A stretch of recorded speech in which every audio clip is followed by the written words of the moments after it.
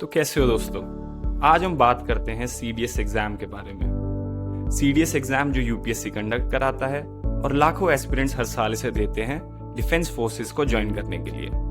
आप लोग बहुत बहुत मेहनत करते हो इस एग्जाम को क्लियर करने के लिए। मेहनत तो अपनी जगह ठीक है यार, बट काफ़ी स्टूडेंट्स मैंने देखे हैं जो इस एग्ज़ाम के लिए सालों साल प्रिपेयर करते हैं और अपनी बेसिक हॉबीज़ और काफ़ी चीज़ें सेक्रीफाइस करके इस एग्ज़ाम के लिए पढ़ते हैं और फिर इसे क्लियर करते हैं। सीडीएस एक अच्छे लेवल का एग्ज़ाम है, बट क्या सीडीएस यूपीएससी सीएससी है, लाइक आईएएस आईपीएस? नहीं। क्या सीडीएस इतने हाई लेवल का एग्ज़ाम है कि आपको इतने सेक्रीफाइसेस या फिर अपने 7-8 घंटे पढ़ना और सालों साल डेढ़ साल इसके लिए प्रिपेयर करना पड़े? तो आंसर है नहीं। सीडीएस आपका एक बेसिक ग्रेजुएशन लेवल का quantitative aptitude, GK, English comprehension, थोड़ा बहुत रीजनिंग एबिलिटी, वो मैथ्स में ही इंक्लूड हो जाता है। ये सब चीज़ें वो आपका टेस्ट करता है, basic graduation level. I will again repeat, एक आइडियल सिनेरियो में सीडीएस एग्जाम क्लियर करने के लिए आपको सिर्फ 2.5 मंथ से लेके मैक्सिमम 6 मंथ तक लगने चाहिए। ऐसे ही ये एग्जाम डिजाइन करा हुआ है, ना कि आप अपनी सारी लाइफ छोड़कर, सारा रूटीन छोड़कर एग्जाम की प्रिपरेशन कर रहे हैं 7 से 8 घंटे और फिर जाके एग्जाम क्लियर कर रहे हैं। और कुछ लोग तो इतना पढ़ने के बाद भी अनफॉर्चुनेटली एग्जाम को क्वालिफाई नहीं कर पाते। और कुछ आपके सराउंडिंग्स में आपने स्टूडेंट देखे होंगे, यूट्यूब पे स्टोरीज सुनी होंगी कि सिर्फ 3 महीने, 4 महीने, 5 महीने में एग्जाम क्लियर कर लेते हैं। ये सब फेक नहीं है, दिस इज रियल।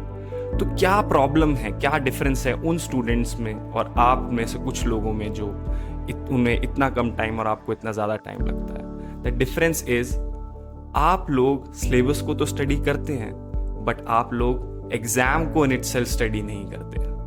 अब सर, एग्जाम को स्टडी करने का क्या मतलब है? उसका मतलब है जो भी नॉलेज आप लोगों ने गेन करी है ना, उसको आपको क्वेश्चंस में कैसे अप्लाई करना है। नॉलेज तो गेन कर ली, बट उन्हें क्वेश्चंस में अप्लाई करके एग्जाम को कैसे फोड़ना है दोस्तों, वो आप लोगों को कहीं ना कहीं नहीं आता। और जो लोग इस चीज को समझ लेते हैं वो कम से कम टाइम फ्रेम में 4 महीने, 5 महीने, 6 महीने में इस एग्जाम को क्लियर कर लेते हैं। आप अपने एफर्ट्स को, अपने टाइम को सही जगह पर यूटिलाइज करिए, ना कि सिर्फ स्टैटिक सिलेबस पढ़ने की जगह उसको एनालाइज करिए एग्जाम को और क्वेश्चंस को सॉल्व करना सीखिए।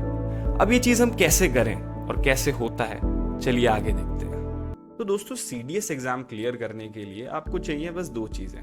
तो देखते हैं क्या है वो। पहली चीज जो आपको चाहिए वो है नॉलेज। तो नॉलेज तो चाहिए भाई, नॉलेज के बिना तो कुछ नहीं हो सकता, ठीक है। दूसरी चीज जो इंपॉर्टेंट है और जो लैक करते हो आप लोग, वो है क्वेश्चन सॉल्विंग एप्टीट्यूड। ये होना बहुत इंपॉर्टेंट है। अब नॉलेज क्या है? जो भी चीज आप पढ़ रहे हो एग्जाम के लिए, चाहे वो स्टैटिक हो चाहे करंट अफेयर्स हो, वो नॉलेज में आ जाता है, वो तो आपको चाहिए।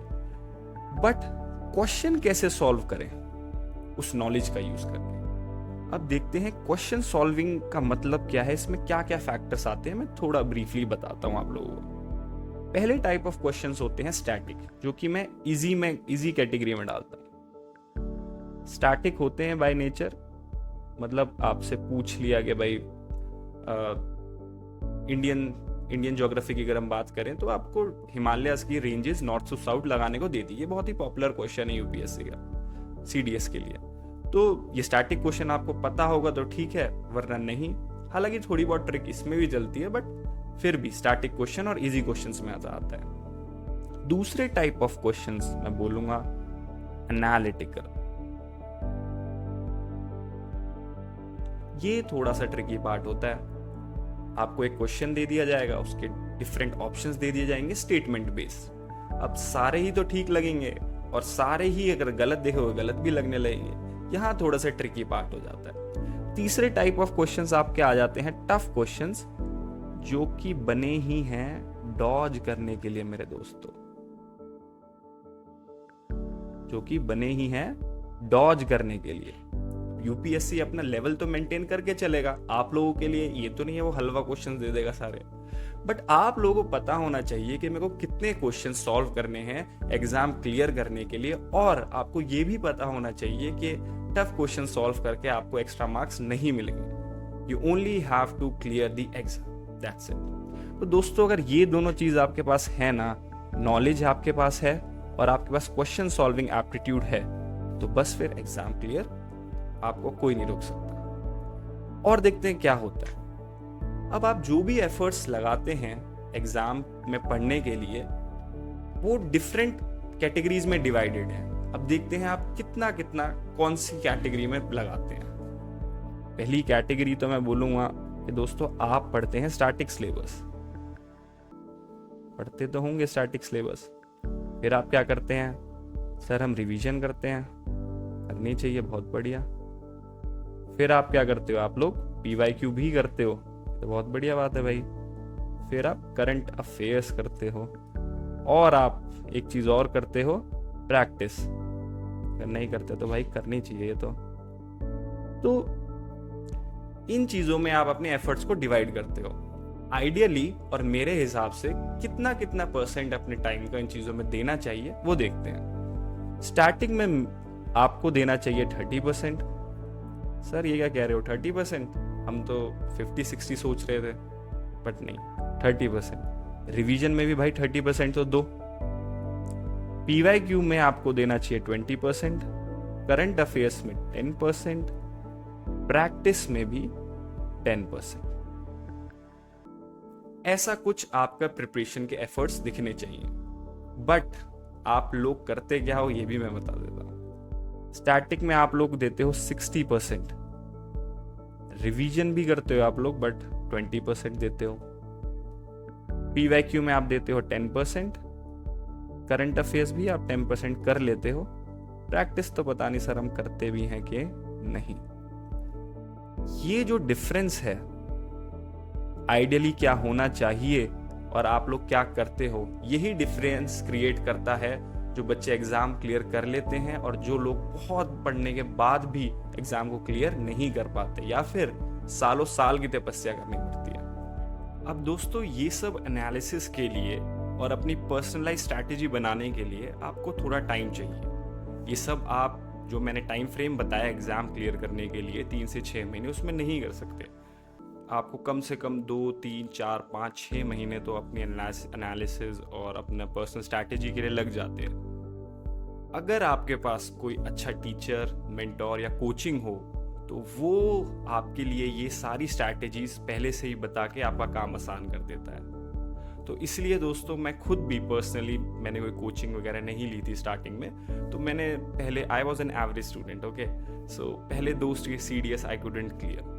2 बार CDS फेल होने के बाद मैंने अपनी खुद की स्ट्रैटेजी प्रिपेयर करी उस एक्सपीरियंस से, और after that I cleared CDS multiple times including AFA cutoff and other government exams I got selected in like SSC, CGL, CPO. So for that purpose I have bring my own mentorship program जिसका नाम है Eklavya mentorship programme. तो देखते हैं क्या programme है। दोस्तों इस प्रोग्राम में मैं आपके लिए लाया हूं कस्टमाइज स्ट्रैटेजी। अब इस कस्टमाइज स्ट्रैटेजी में मैं आपके वीकनेस, स्ट्रेंथ, एजुकेशनल बैकग्राउंड,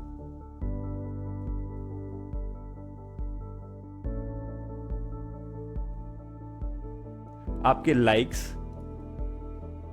आपके डिसलाइक्स, इन सब के अकॉर्डिंग मैं आपके लिए एक पर्सनलाइज्ड स्ट्रैटेजी क्रिएट करूंगा जिसको आपको फॉलो करना है, और I will be there to help you throughout your journey, जिससे आप एग्जाम आराम से कम टाइम और कम से कम एफर्ट्स के साथ क्लियर करोगे। आपको सब नहीं पढ़ना, नॉट एवरीथिंग।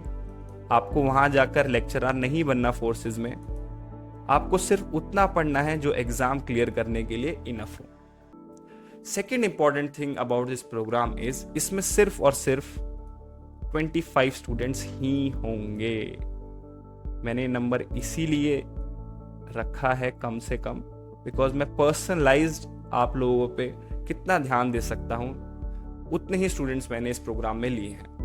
तो I will be there with you 24/7। अब 24/7 का ये मतलब नहीं भाई मेरे को रात को 2-3 बजे कॉल कर रहे हो, ओके, बट हाँ, as a mentor I am there for you 24/7। तीसरी चीज इज मैं आपकी क्लासेस लूंगा, ऑल इंपॉर्टेंट टॉपिक्स,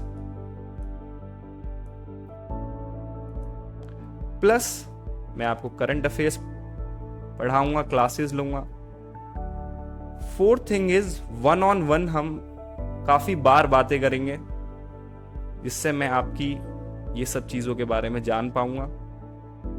और अदर देन स्टडीज भी कोई भी प्रॉब्लम होगी इन द जर्नी, सबके लिए I will be there to help you. दोस्तों, ये प्रोग्राम ज्वाइन करने के लिए आप लोग में से टेलीग्राम पे कनेक्ट हो सकते हैं, एंड ये QR कोड है, ये यूजर नेम है। नेक्स्ट वीक से हम लोग इस प्रोग्राम को स्टार्ट कर देंगे, और अप्रॉक्स हमारे पास 3 मंथ्स है, और इस 3 मंथ्स के अंदर आप लोगों ने अभी तक जो भी पढ़ा है, डजेंट मैटर आप किसी कोचिंग से अलाइन है या फिर आप सेल्फ स्टडी कर रहे हैं, एक मेंटोरशिप आपके एफर्ट्स को और जो भी टाइम आपकी प्रिपरेशन में लगेगा उन दोनों को कम कर देता है। और मैं पर्सनली, मैंने भी कोई कोचिंग वगैरह नहीं ली थी, तभी मैंने भी अपने 2 CDS अटेम्प्ट्स वेस्ट कर दिए, बट मैंने उससे काफ़ी लर्न करा। और वो one of the learning is कि मेंटोरशिप या फिर किसी से सीख लेने में कोई प्रॉब्लम नहीं होती। तो उसी बेसिस पे ये प्रोग्राम भी है। 3 मंथ्स के अंदर हम लोग जो भी आपने पढ़ा है या फिर आप जो भी जहाँ से भी कोचिंग ले रहे हैं उसको सही डायरेक्शन देंगे, जिससे आप कम से कम टाइम में और कम से कम एफर्ट्स पे इस एग्जाम को क्लियर कर सकें।